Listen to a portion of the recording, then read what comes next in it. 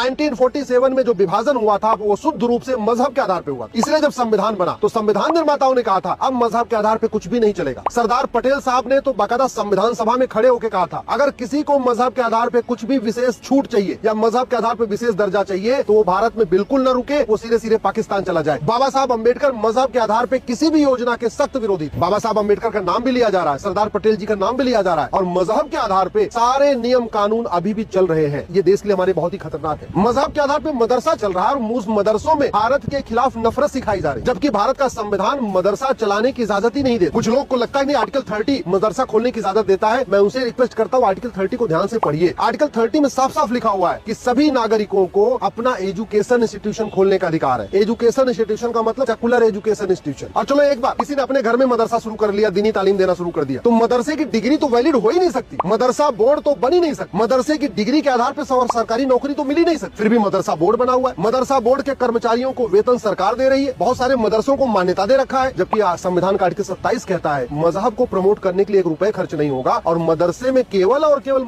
मजहब को प्रमोट किया जाता है। मदरसे में सेकुलरिज्म प्रमोट नहीं किया जाता। मदरसों में संविधान की भावनाओं को नहीं पढ़ाया जाता और मदरसों में जो कॉन्स्टिट्यूशन के प्रियम्बल में लिखा है इक्वलिटी, जस्टिस, लिबर्टी, फ्रेटर्निटी, ये नहीं सिखाया जाता। इसके बावजूद मदरसों को मान्यता दी जा रही है, मदरसों की डिग्री को वैलिड माना जा रहा है, मदरसों में पढ़े हुए लोगों को सरकारी नौकरी मिल रही है और पढ़ाने वालों को वेतन भी दिया जा रहा है।